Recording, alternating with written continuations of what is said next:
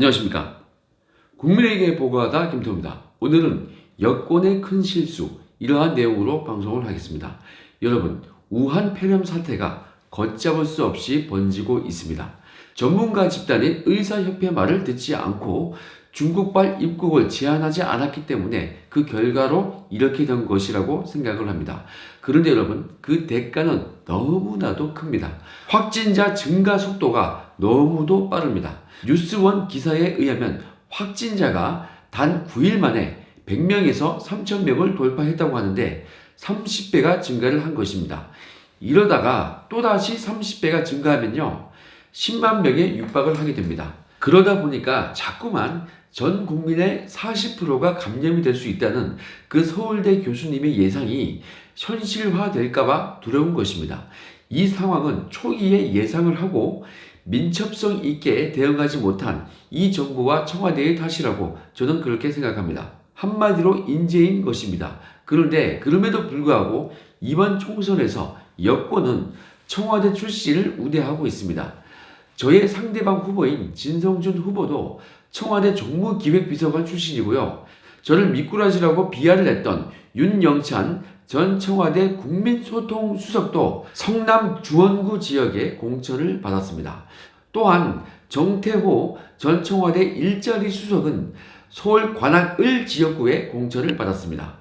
일자리 늘리기에 무슨 공을 세운 것이 있다고 그러한 곳에 공천을 받았을까요? 한병도 전 정무수석은 전북 익산을 그 지역구에서 후보로 정해졌습니다. 이 한병도는요, 울산 선거 개입 사건으로 검찰 수사를 받고 기소가 되었던 바로 그 한병도입니다. 저의 경쟁자인 진성준 후보의 상관이었죠.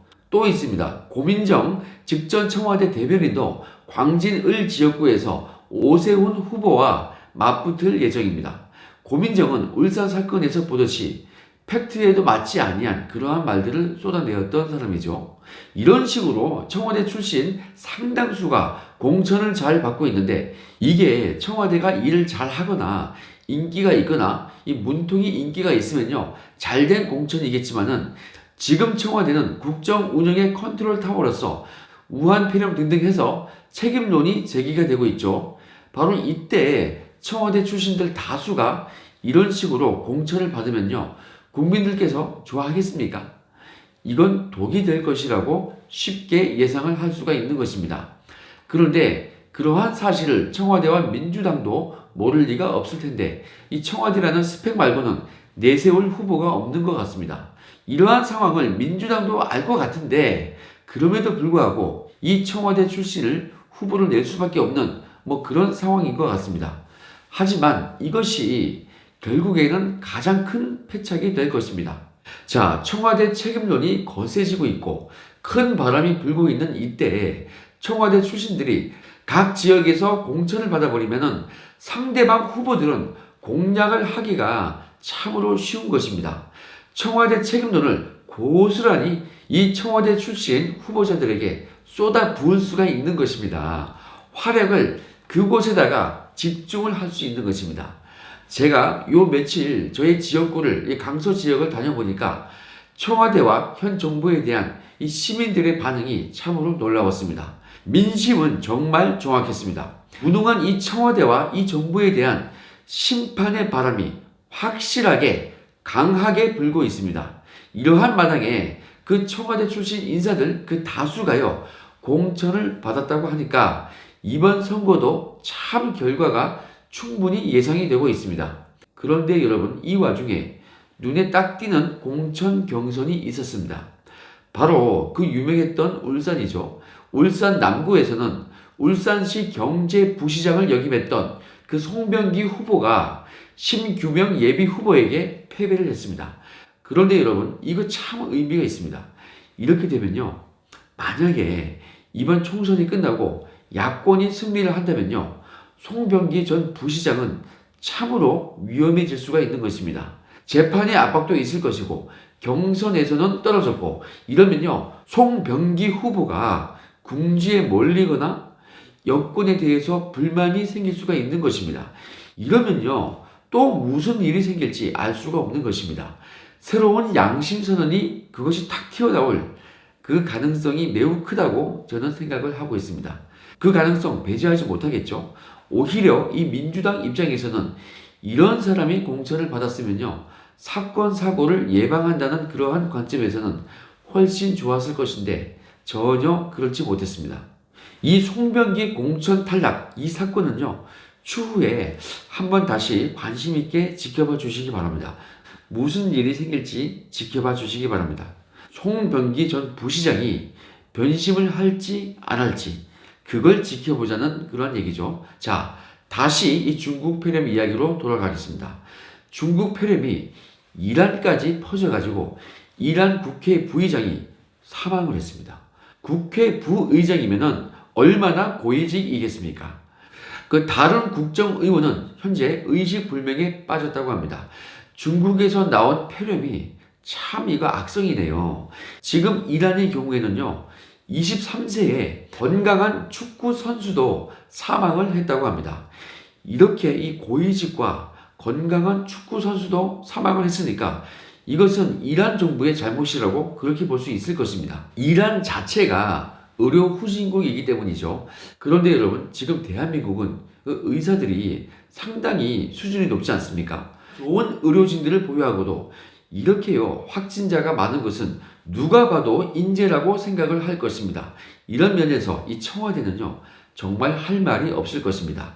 제가 얼마 전에 이 중국에서 온 것은 중국 술 말고는 좋은 게 없다, 이렇게 말씀을 드렸습니다. 그런 말이 있다고 소개를 해드렸죠. 이것은 누군가가 농담으로 한 얘기인데요, 가만 생각해 보면은 참 맞는 말 같습니다.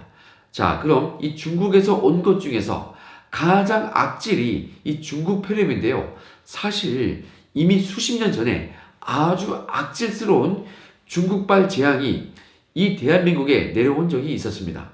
그런데 그것을요, 한 영웅이 막아냈습니다. 이것은 제가 금융감독원의 수뇌부로부터 들었던 얘기입니다. 그게 뭐냐면요, 중국에서 온 것 중에 가장 악질이 바로 중국 돈이라는 것입니다. 지금 동아시아를 한번 보십시오. 화교의 자본력, 이것이 이들의 활약이 곳곳에 넘쳐나고 있습니다. 그런데 우리나라의 경우에는 원래 그렇지 않았습니다. 최근 수년간은 중국과의 이 교역이 증가를 하면서 중국에 대한 의존도가 좀 심해졌는데요. 그것은 우리가 이번 총선에서 지도자를 잘 선출하면은 충분히 막을 수가 있는 것입니다. 자, 이 금감원 수뇌부에 의하면은 과거 박정희 정부 때부터 중국 화교의 자본이 우리 대한민국에 침투를 시도를 했습니다. 그런데 우리 박정희 대통령께서 당시에 그것을 철저히 막았다고 합니다. 무슨 성경 지명이 있었을까요? 아무튼 그런 이유로 저희가 이 경제적으로 덜 예속이 되었던 것입니다. 지금 중국 화교는요, 동남아 경제의 약 70%를 장악을 한 상태입니다. 중국 화교 기업이요, 동남아 주식시장 이 상장사에서 약 70%를 점유를 하고 있다고 합니다. 태국의 경우에는 소수 이 화교가요, 제조업의 무려 90%, 그리고 상업의 80%를 지배를 하고 있습니다. 인도네시아의 경우에는 매출 상위 20대 기업 중에서 무려 18개 기업이 화교라고 합니다. 인도네시아 전체 경제의 약 80%를 이 화교가 지배를 하고 있다는 것입니다. 말레이시아의 경우에도 10대 부호 중에 무려 9명이 화교이고, 필리핀, 싱가포르, 여기 경우에도요, 국가 경제의 60, 70% 이상이 화교가 점유를 하고 있습니다. 그런데 여러분, 이 대한민국은 어땠습니까? 화교가 전혀 힘을 쓰지 못했습니다. 이것은 순전히 박정희 대통령이 화교에 대해서 매우 단호하게 압박 정책을 폈기 때문이죠. 당시 박정희 대통령은 화교들의 경제 활동을 상당히 억제했습니다. 중국인들이 한반도에서 경제 활동을 하는 것을 완전히 통제를 했습니다. 화교들의 사업에 대해서 인가 허가 이것을 취소를 했고요, 광범위하게 그 인허가 취소를 시행을 했습니다.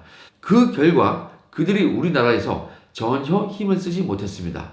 특히 이 화교들은요, 부동산과 동산 매매 거래에 있어서도 매우 큰 제한을 받았습니다. 집이나 토지 등등 해서 이러한 부동산 매입에 대한 허가 제한이 아주 컸던 것입니다. 만약에 대한민국이 후진국이었던 그 수십 년 전에 박정희 대통령이 화교의 경제활동을 제약을 가하지 않았다면요, 지금 우리는 동남아 꼴이 되어 있었을 것입니다. 자, 중국에서 온 것은 그 향기로운 중국 술 빼고는 좋은 것이 없다는 그 농담은요, 참으로 공감이 되지 않습니까? 그런데 여러분, 40도가 훌쩍 넘는 그 독한 중국 술이 사실 몸에 좋은 것도 아니지 않습니까? 그러니까 결과적으로 중국에서 온 것은 단 하나도 좋은 것이 없는 것 같습니다. 자, 박정희 대통령 시절에 중국 자본을 우리가 딱 막아냈듯이 이 중국발 폐렴, 요것도요, 우리가 충분히 극복을 할 수 있습니다. 이 대한민국 국민들은 충분히 그럴 능력이 있습니다. 그런데요, 만약에 의도적으로 누군가가 그것을 막지 않는다면 그것은 매국이 될 것입니다. 능력이 있음에도 불구하고 일부러 이 중국에 대해서 조치를 취하지 않는다면 이것은 완전히 매국이 맞죠.